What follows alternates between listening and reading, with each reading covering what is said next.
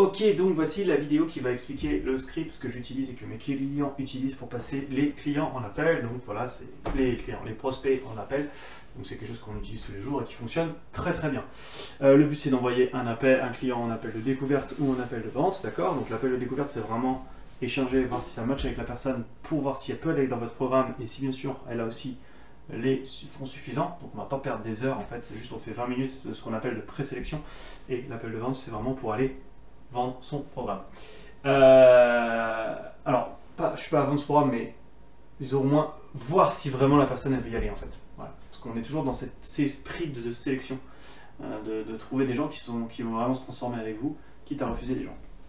Enfin moi c'est comme ça que je raisonne. Voilà, donc du coup, qu'est-ce qu'on fait? Première chose, on n'envoie jamais de messages à des personnes qui ne sont pas amies. Voilà, moi je le fais, mais c'est parce que j'ai vraiment un process précis pour le faire, et ne le faites pas à vous, attendez que la personne soit amie avec vous.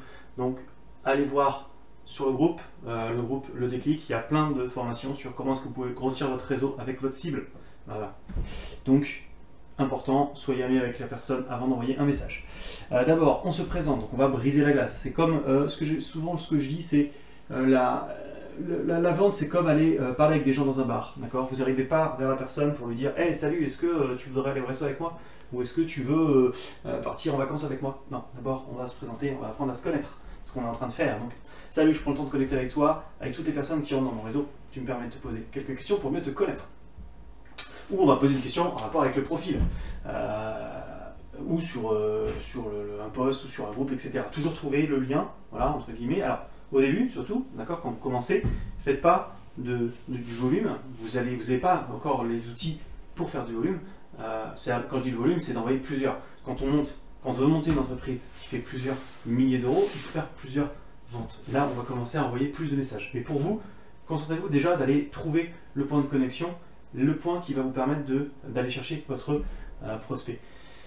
On peut faire, on introduit très simplement, je prends le temps de connecter avec toutes les personnes qui rentrent dans mon réseau, tu me permets de poser quelques questions, on peut aussi dire ça. J'ai vu sur ton profil que j'ai liké ou commenté, j'ai vu que tu as liké et commenté ta publication, voilà, on introduit, ensuite on s'intéresse, donc poser des questions anodines en lien avec le problème. J'ai vu par exemple que tu étais dans le groupe des maires de confiance, dans quel domaine tu manques de confiance en toi. Voilà. Alors ça c'est peut-être un petit peu direct, je dirais. Voilà, on peut peut-être y aller. J'ai vu que tu avais publié une telle publication, c'est un vrai challenge pour toi, la confiance on dirait.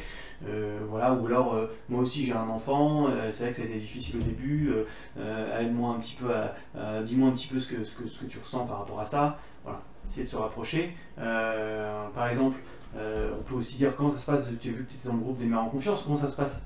Est-ce que tu as trouvé ce que tu cherchais? Voilà. J'ai vu que, ou alors j'ai vu que tu étais dans tel domaine ou dans tel truc, voilà, comment ça se passe, etc. On évite de donner des réponses fermées, hein, sinon le procès va répondre oui ou non. Alors moi ce que j'aime, je donne des questions fermées sur des scripts précis. Par exemple, est-ce que tu veux que je t'envoie X choses? Oui, non. Voilà. Je vous réponds oui, en général. C'est vraiment pour demander la permission. Je fais du marketing permissif, c'est-à-dire du marketing de persuasion, persuasion. Le persuasion, c'est, voilà, on va pas rentrer dans les détails en fait, sinon je peux en parler pendant des heures. Voilà, donc par exemple, le prospect vous dit, je vais arrêter de culpabiliser sur l'avenir de mon fils, donc, le coach va répondre, c'est vraiment un script que j'ai créé en fonction de ce que je vois le plus souvent avec mes clients et moi aussi dans mon domaine. Donc, d'accord, je vois que c'est un vrai sujet, je comprends, par exemple, je comprends, moi aussi j'ai eu un enfant, là où j'ai vécu, voilà, où j'ai eu pas mal de gens qui ont le même problème que toi. En quoi est-ce que c'est important pour toi l'avenir de ton fils? Parce que je veux le meilleur pour mon enfant. D'accord. Et nous on va répondre, oui, au-delà de ça, mais qu'est-ce qui te fait culpabiliser si tu n'es pas parfaite sur ce sujet? On va aller creuser l'émotion qui pousse la raison fondamentale derrière. Je m'explique. Les gens ont deux raisons. La raison présentable, sociale, je veux aider mon fils, et la raison profonde, la vraie raison, celle qui vous mène, celle qui fait que vous êtes en train de chercher sur le forum. D'accord? S'il y a juste la raison sociale, c'est pas assez profond, ça reste la raison de façade. D'accord? Nous, on va aller chercher la vraie raison. La vraie raison, on va la trouver en allant creuser.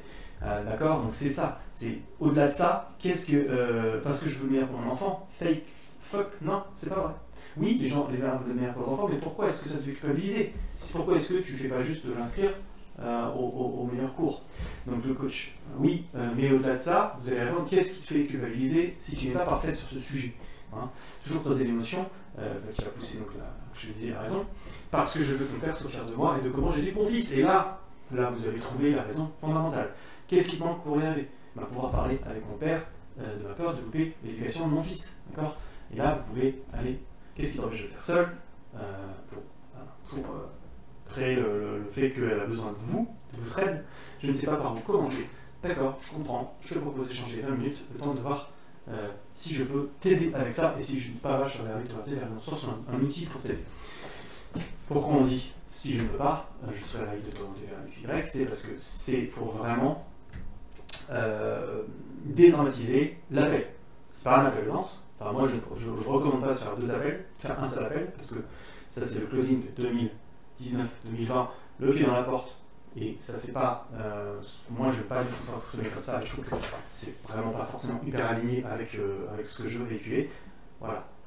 C'est pour ça que je présente ça comme ça. Et là, ça, souvent, ça fait un rendez-vous. Hello, donc, si vous avez, par exemple, un commentaire sous une publication, voilà, j'ai vu que tu avais mis liker sous une publication par rapport à telle chose. Par exemple, si vous mettez sur votre profil Facebook ou même sur votre page, hein, même si je ne recommande pas du tout les pages, parfois vous pouvez avoir quelques commentaires. Si vous mettez quelque chose en rapport avec la confiance en soi, oh, j'ai vu que tu avais liké mon post sur la confiance en soi, pourquoi c'est un challenge pour toi, ça, etc. Par exemple, voilà, je vois que ça fait longtemps que c'est un problème pour toi, qu'est-ce que tu as essayé jusqu'à présent pour résoudre ce problème-là? Le but du jeu, c'est vraiment toujours de dire, tu as ça comme problème, tu galères depuis X temps, on peut se parler pour voir comment on peut faire, si je peux t'aider, si je peux pas, au moins tu partiras avec quelque chose. On peut le faire en 2 temps. C'est-à-dire, voilà, sauf qu'on va envoyer une ressource entre les deux. Alors ça, c'est intéressant, vous sentez que votre prospect est un petit peu frileux sur l'appel, d'accord? Donc,